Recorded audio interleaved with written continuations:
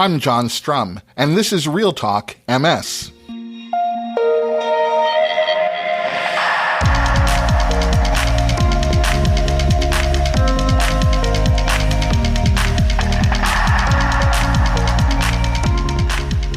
It's December 9th, and we have a lot to talk about.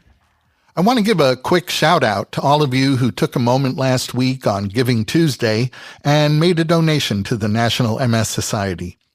No matter how big or small your donation may have been, you made a difference. And this year, that difference, your difference, has never been more important. So I thank each of you for stepping up and taking action when it was needed. Giving Tuesday is in the rearview mirror, but the matching campaign at the MS Society is still on. So if you meant to donate, and I really can't emphasize this enough, no donation is too small. You can still visit nationalmssociety.org/donate and see your donation doubled. The holiday season in the United States always brings with it some of the best sports action of the year. NBA teams are settling into their seasons, and in the NFL, football teams are making their final push for the playoffs. I've been a sports fan for most of my life, and one of the things that has always stood out to me is the impact great coaching can have. When the right coach connects with the right player, it can be magical.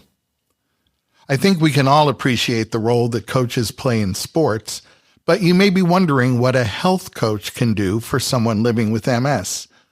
Or you may not even be aware that health and wellness coaches are a thing. Well, that's going to change today when I'm joined by health coach Amy Behimer, who's here to explain what a health coach does and what it's like to work with a health coach. Not only is Amy a certified health and wellness coach, but Amy also lives with MS. So she not only brings insight, she also brings lived experience when it comes to understanding what living with MS can be like. But before we get to my conversation with Coach Amy Behimer, there are a few other things that you should know about. Pain is a common MS symptom affecting more than half, and according to some studies, up to 2/3 of the people living with MS. The most common types of pain associated with MS include headaches, neuropathic pain, and back pain. And that pain can be a direct result of nerve damage or a secondary effect of a disability associated with MS. Results of a newly published study from Australia show that for most people with MS, their disease-modifying therapy doesn't do much to mitigate their pain. The research team asked people who were participating in the Australian MS longitudinal study about their experiences with DMTs and pain. And among those MS patients who were currently on a disease-modifying therapy, just over 87% reported that their DMT had no impact, or they were unsure if there was any impact when it came to managing their pain.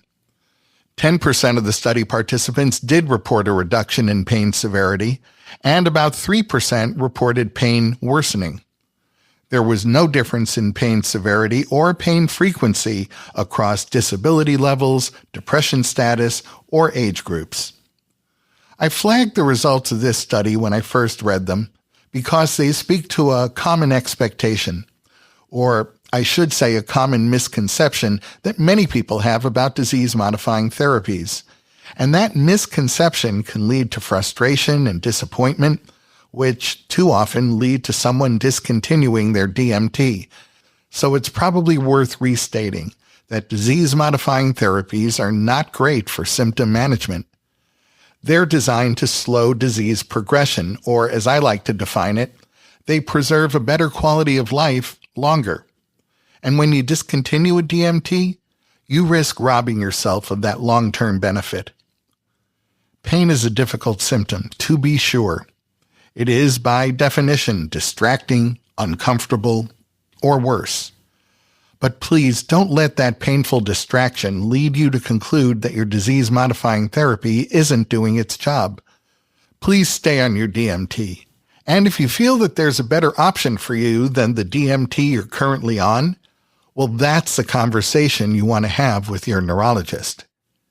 If you'd like to review the details of this study, you'll find that link in today's show notes. Recently published study results show that adhering to the Mediterranean or MIND diet is associated with better cognitive performance among people living with MS. However, given the limitations of this study, I would sum it up as adherence to either of these two diets may be associated with better cognitive performance among people living with MS. And I'll explain why I'm making that distinction in a moment after we break down the details of this study. But first, let's get some definitions out of the way. The Mediterranean diet emphasizes eating more fruits, vegetables, legumes, fish, and olive oil, while limiting red meat, sweets, and dairy products. And previous research has shown that following the Mediterranean diet can be beneficial for people living with MS. The MIND diet is sort of a mashup of the Mediterranean diet and the DASH diet. Now, DASH is an acronym for Dietary Approaches to Stop Hypertension, and this diet includes food groups that are thought to support brain health, like green leafy vegetables, nuts, and berries.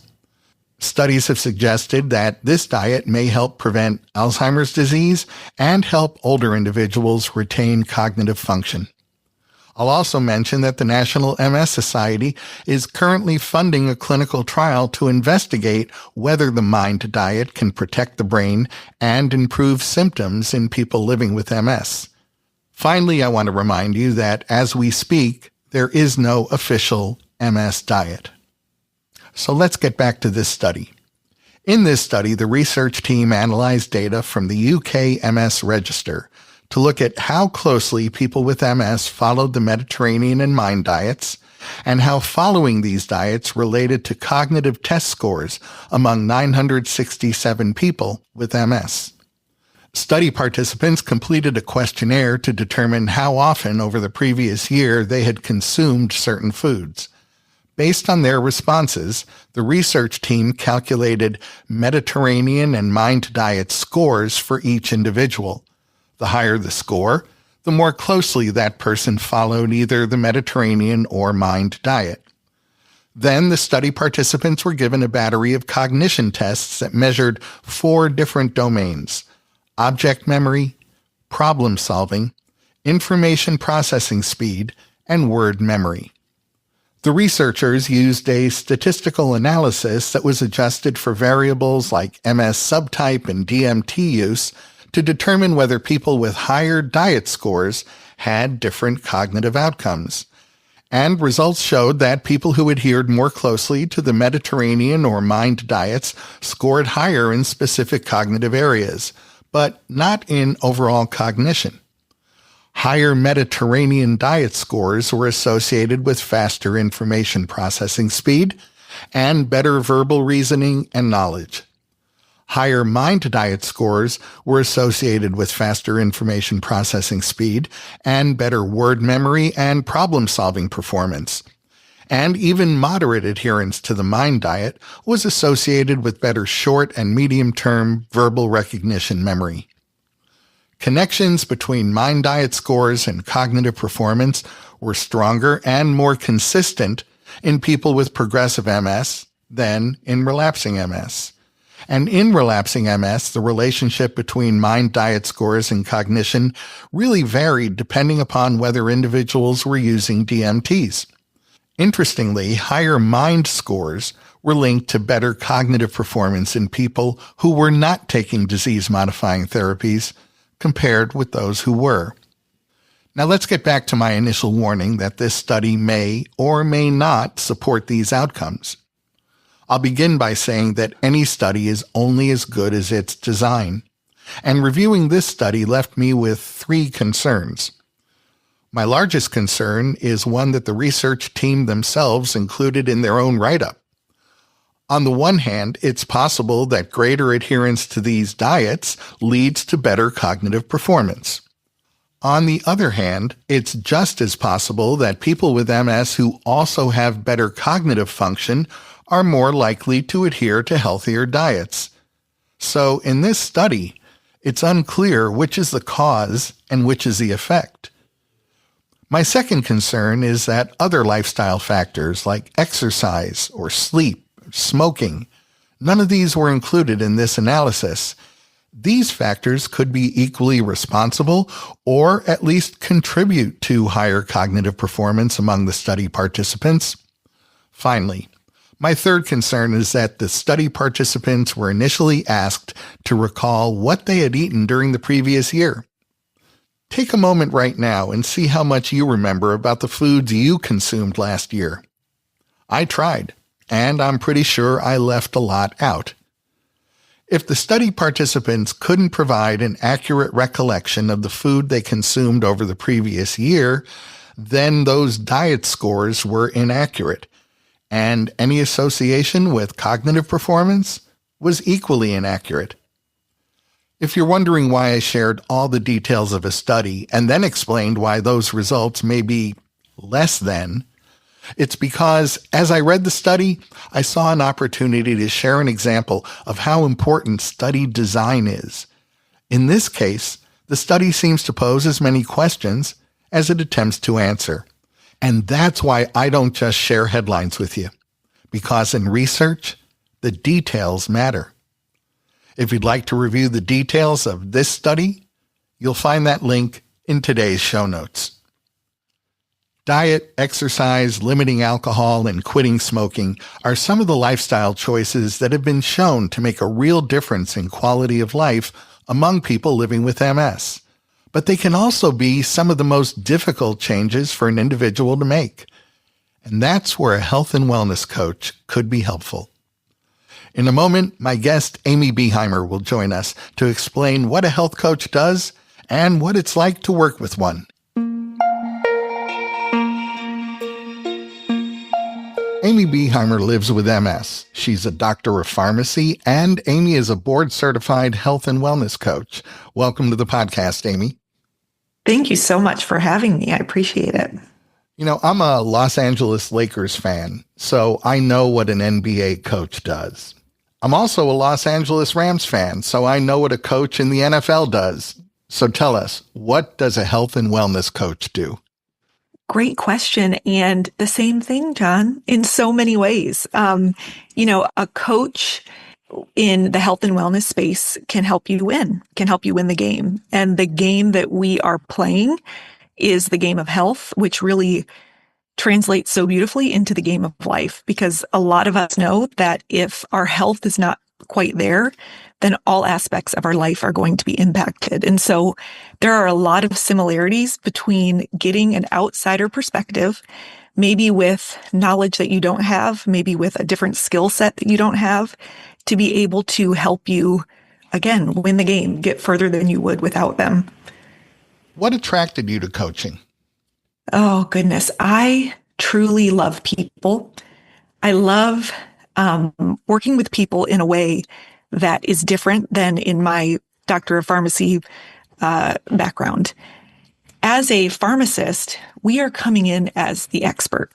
So we know information that we are trying to pass on to our patients, and we're trying to help them feel better, be healthier, using medications oftentimes, but also just our knowledge as an expert in what we've seen and what the science says. The neat thing about coaching is that we come together. I come together with my clients, and yes, I do have some expertise. So in what autoimmunity is, what multiple sclerosis is, what it's doing in our body, all of these various things. Also, I feel as though I have an expertise in habits and in habit change. But the beautiful part is that the patients, my clients, are the experts in themselves. They know what works for their real life. They know what is going to be able to stick. They know what their preferences are, what their values are. And so I really love just getting to shine a light on them as the expert and help them step into that in such a beautiful way that enhances their life and their health. For those listeners who might confuse a health coach with a nutritionist or a therapist, Can you clarify where your work begins and ends? What don't you do? That's a really good question. So, in the two examples that you mentioned, a nutritionist is very well versed on helping to, again, be an expert in nutrition for a client, for a patient. So it could look like a certain meal plan that is being prescribed to them. It could look like calculating certain macronutrients, micronutrients, and really providing something for the patient to follow. Similarly, with a therapist, the description that I've heard the most often that feels true is that a therapist can often help someone go from feeling as if they're not functioning very well, that they are really struggling to maintain, a quality of life because they are having a lot of trouble dealing with difficult emotions, difficult thoughts, things in their past. Versus a coach is more focused on the future. So you may be looking at, where do I want to go? And of course, we dip into the past because the past can be such a useful tool to look at. It's such a teacher as to why we feel the way we do and think the way we do. But it's a lot more set on, we feel good and we want to feel even better. We want to set goals and reach them. The overlap does happen in that, with therapy and with coaching, we do a lot of looking at what I call inner habits. How are we thinking and how are we feeling that are leading to the things we're doing or not doing in our life? And so that is absolutely an overlap because it's really such a benefit to be able to go to the root of the things we're doing or not doing in our health. And again, I call those the inner habits because they're the ones that we can't quite see, but they're the ones that drive everything else. I'm assuming that somebody might turn to a coach because they need help achieving a goal, as you put it earlier, winning the game, right? Something is in the way. Maybe they're not sleeping as well as they think they should be. Maybe they're curious about diet. Maybe there are other issues, but all those things, those habits that you just referred to, they really all get started in the past, right? And so you can look to the future in terms of goal setting for sure. But when it comes down to setting that person on the path to overcome some of those habits, aren't you really looking into what caused them in their past so they can get out of their own way, so to speak? Absolutely. And you kind of nailed it right at the end. You said get out of your own way, because if we boil down what all of us struggle with, if we know that we want to make a change, maybe to how we're eating, maybe to how we're moving, maybe we want to follow our PT plan that is so beautifully laid out for us that sometimes we just don't stick to. What is getting in our way is our human brain. And so that's another reason I love coaching, is that I get to teach people how it is not their fault that they may not do things perfectly, that they know in their brain they want to be eating better and moving more and resting deeper, but something gets in the way. It's their human brain. And our human brain is designed to keep us safe. It's designed to make sure we don't exert extra energy. And so it's kind of working against us when we are trying to change. And so once we start to learn, oh, this is why my brain is doing that, and then we learn the strategies to get around it, it starts to feel like we're working with ourselves and we're not constantly fighting against our human nature. Which is exactly the same thing a therapist might say. Yes. I mean, there's definitely a lot of overlap. There are, many people who have done therapy in the past that then now also do coaching. And so there is a lot of overlap. I have some clients who have therapists and they see me as their coach.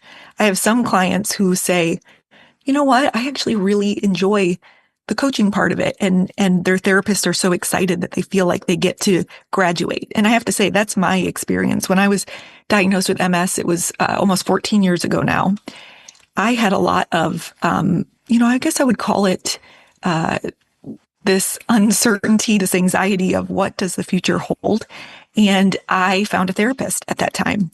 And I love her. I just cannot thank the growth that I had enough from that therapist. And then a couple years in is when I first discovered my first coach, and I was like, oh, this is a little bit different. And I loved it. And so then I switched and started working with a coach and really could feel the difference between the two. When a client with MS comes to you for the first time, what's that initial conversation like? Such a good question. I use a framework with people with MS who want to feel better. They want to function better. They want to know that they're doing all they can for their health now and in the future. And so that framework it's called the Habit Hub for Autoimmune Health. So you can tell I love habits. It's a juicy vehicle that we use to get our goals and to feel better. And the Habit Hub for Autoimmune Health has 6 key areas, 6 spokes that really describe the areas of our life that we do have some control over. Because with a diagnosis like with MS, there is a lot that we can't control. And so what the Habit Hub does is it shows us, well, these are the areas we can. And so what I do with people to start is I see where they are. You know, what feels like a struggle right now? Is it that they want to be doing something that they just can't get themselves to do? Is it because they're doing something they want to stop doing? Is it because they are so lost in their thoughts about, you know, the worry of the future or what this life means with MS or grieving the loss of, you know, some function that they used to have? We really look at it through the lens of the Habit Hub for Autoimmune Health because it helps us decide, where are we going to start? Which area, which spoke, as I call it, is going to be our first place to really start to learn the skill of how we shift our habits, how we shift our thinking into feelings and thoughts and habits that actually support our health and don't detract from it. Having a coach offers accountability. Coaches can help us do things we may be less inclined to follow through on if left to our own devices, right? So how does accountability factor into coaching someone who's living with MS? Well, I can speak for you know, the ways that I offer coaching, and that is some one-on-one. So some people really like that personalized one-on-one. That has a little extra layer of accountability just because of the nature of, you know, being able to meet and have ways to interact with each other in between our meetings. That's a little more heavy on the accountability. Of course, also teaching, you know, I call it self-coaching, but teaching people, how do we start to become accountable for ourselves? Or how do we use the people in our lives in a beautiful way to help hold ourselves accountable? The second way I work with people is in a group setting. And it's interesting because I started my group. It's called The Club, and it brings together, you know, coaching and some curriculum and community. And I started it at first years ago thinking, oh, this is just a good option, you know, to serve more people. It's more affordable. And over the past few years, I've actually found that it is better than one-on-one in so many ways. And the accountability piece of seeing that you are not the only one going through certain struggles, not the only one who really wants to put their attention and their energy towards making things better, really provides such a beautiful space to really feel like you belong. And again, have that added accountability piece. And the one piece I want to say about accountability is there are very real reasons why we end up not able to meet our goals. And one of them is really simple, is that we sometimes just forget what goals we set, because it's not that common that we write down our goals, share them with people, and really state them boldly and proud. Generally, because we want to protect ourselves. We don't want to let ourselves down if we feel like we are not able to meet them. And so just having the accountability in a group or with a coach really gets around the reason that a lot of goals fail, is that we just forget about it, or we let our brain go on to something else without really making it stick with something until we reach it in a beautiful, loving way. MS is a long-term, it's a chronic condition. So should someone living with MS think about coaching as a long-term commitment? It's a really good question.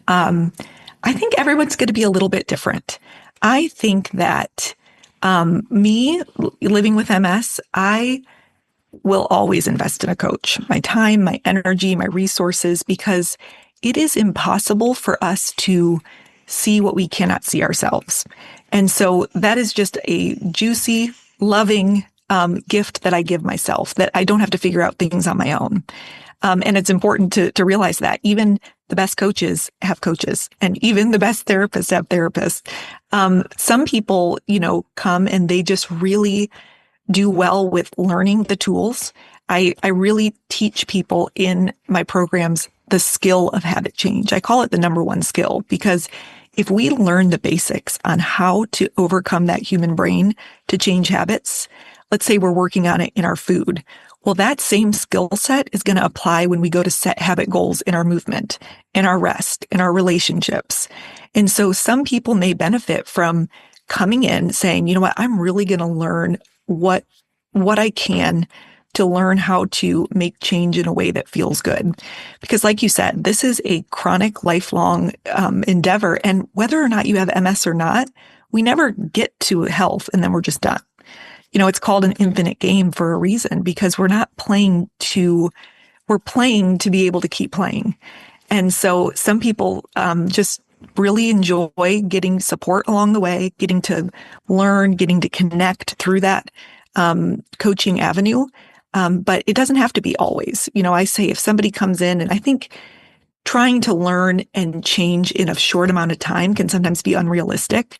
I think that you need to be able to have a place to fall off track, as my clients like to say, like, I fell off track, versus, we need to be able to troubleshoot, and we need to be able to go through the ups and downs of life and figure out, how do we realize we never fell off track? This is just a part of our track. And so a long-winded answer is, some people may choose it's a gift that they give themselves ongoing. And I also think that people can come in and really learn some things that they can then apply to their life from here on out. What do you see as the biggest misconception people have about health coaching?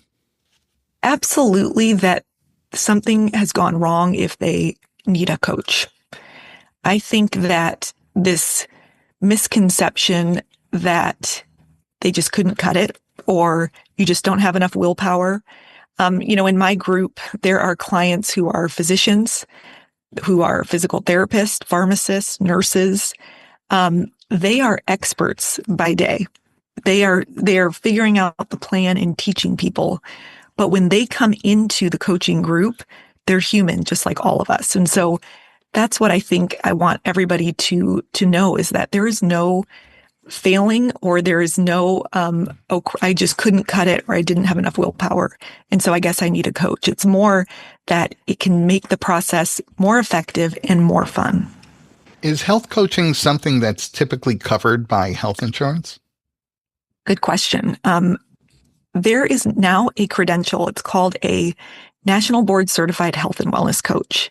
And you mentioned it during my introduction. And so there is a National Board of Health and Wellness Coaching, and it is becoming the go-to. It will be the gold standard for health and wellness coaching. And their goal is that in a short amount of time, you will not be able to call yourself a health coach unless you hold this credential. The good news about that is that they are working towards being covered by insurance companies, and they're well on their way. Currently, if people have HSA or FSA, that's that pre-tax dollars that some employers give. If the coach that you're wanting to work with has that credential, you can use those dollars. So that's a huge step in the right direction. And what are the costs typically associated with coaching? You will see a wide variety. And so I will say that the individual one-on-one coaching will be more, and probably more in the realm of what you would pay in therapy. And in the group coaching setting, like I mentioned before, it is less money, but I promise you there can be even double the benefits. But just as an example, for my group, if you want an entire year of support to come and learn this skill, it is $1,000 a year. So if that works out to less than $100 a month, for live calls, curriculum, a community. And so again, that's just one for frame of reference, and you may find different amounts from different coaches. But one thing I do recommend is when you're thinking about working with a coach, really try to, share space with them. Do they offer a chance to ask questions? Do they offer a chance to really get a taste of what it's going to be like so that you can know going in what kind of experience and what you can expect from them? Well, we've been talking about coaching. Now I'm going to ask you to put your coaching hat on and handle some questions. One of the most, and you started to answer this one already, I think. One of the most challenging aspects of living with MS, as you pointed out, is living with the uncertainty of not knowing if or when a new symptom might appear, or an existing symptom might get worse, or even more confusing, an individual recognizes that their level of disability has increased even as their MRI shows that their MS is quote unquote stable. So given all those profound and sometimes confusing variables, how does someone living with MS regain a sense of control in their lives? Well, my patient hat is that I've experienced all of that as well. Those darn stable MRIs, but not quite matching up. But I'm glad I kind of went into that habit hub for autoimmune health, because those are what I call the controllables. So what we do is we shift our focus to the things that we can control. And that feeling of feeling more in control. Of course, humans can't control everything, and that's something that all humans fight against, but it's a little bit extra with MS. But that is actually a feeling out of control that we have been that we have made a habit. So one way that we can do this is we want to make our new habit, our new habitual feeling, we want to make that more at peace, more peace of mind and more control. And one of the ways we do that is that we, again, focus our energy, our attention, and our time looking at the 70 to 90% of MS that is in our control.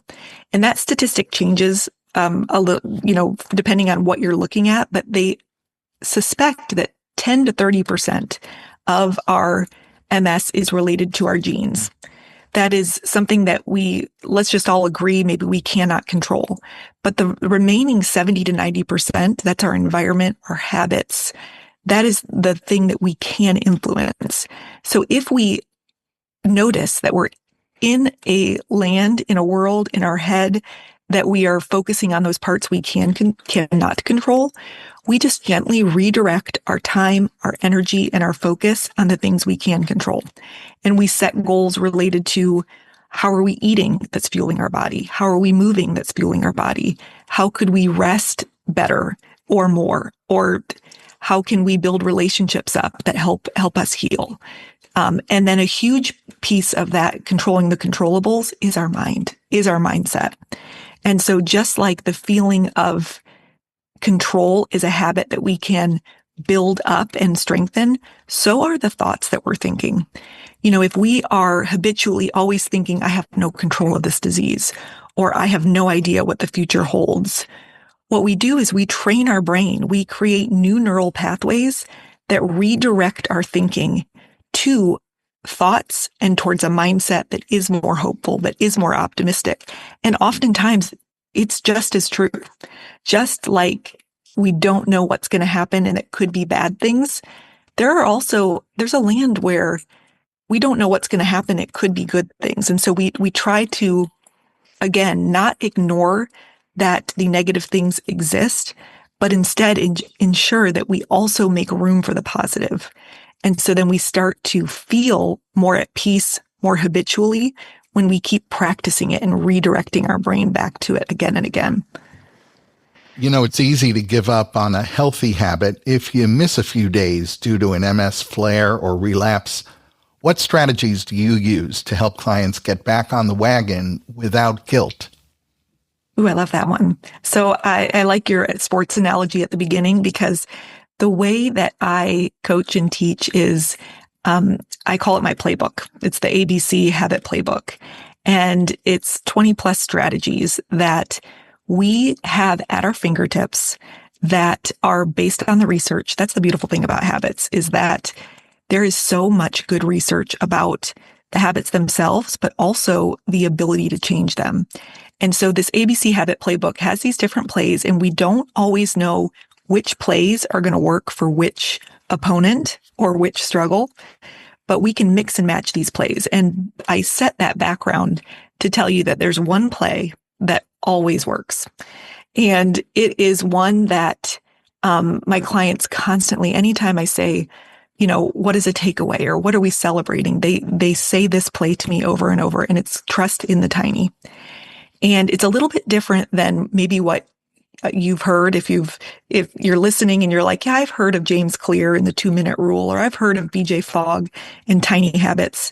It's similar, but the part that's a little bit different is that it is trust in the tiny. And that trust piece makes all the difference, because if we trust that the days that we just are not feeling it and we need to pare back and do a tinier version of that habit, we trust that it still is helping us reach our goal. It's still helping us to progress in a good way.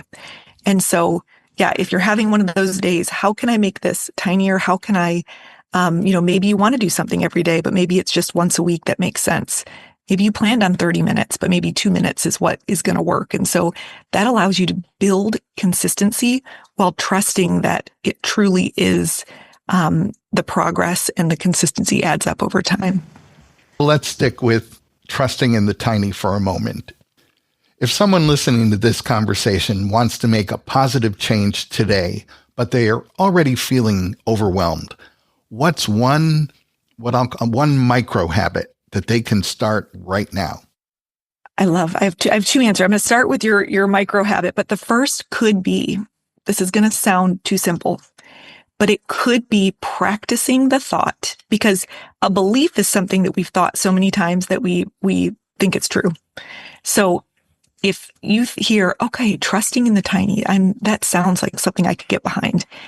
It could be practicing that thought. And by practicing it, I mean writing it down, saying it out loud, telling yourself in the mirror, and start to build that neural pathway that goes to, I can trust in the tiny. Because if we deeply believe we can trust in the tiny, the next time we maybe feel like doing something that's good for our health, but we don't have a ton of energy, our brain is going to remember and our body's going to remember, oh, I can trust in the tiny. I'm just going to do a little bit.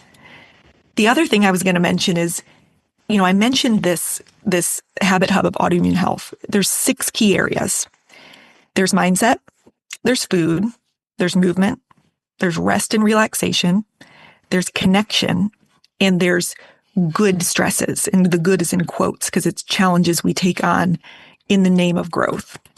Now, you may hear that and say, and anybody listening, like, oh my God, that's so many things I have to do. But no, the best advice is to go all in on just one. And a great way to know, I actually created a quiz that I don't know if we can include the link, but I created a quiz that walks you through 7 questions. It uses what the science says about habit change, and it helps you decide which one of these areas is going to give me the biggest bang for my energy buck. That if I say, you know what, this is the place that I want to focus, it helps with that fatigue, because we calmly can say, those other spots, they're waiting for us. Those other habits, they're waiting for me down the line. But right now, I am just going to look at this one area and make one small change in that direction. If you could put a message on a billboard for everyone living with MS to see, what would it say? Oh, I did not have this ahead of time, so this is on the spot. I know what it would say. It would say, MS happens, and a negative mindset makes it harder. Coach Amy Behimer, I want to thank you for all you do to improve the quality of life for the people you get to work with. And thanks so much for talking with me today. Thank you so much for having me. That's going to wrap up this episode of RealTalk MS. RealTalk MS is powered by the National MS Society. And you can share this episode of the podcast by letting your friends or family members know that all they have to do is point their web browser at realtalkms.com/432.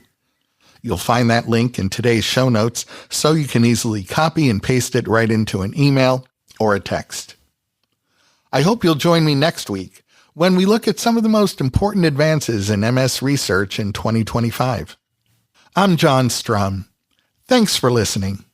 Stay safe and make healthy choices.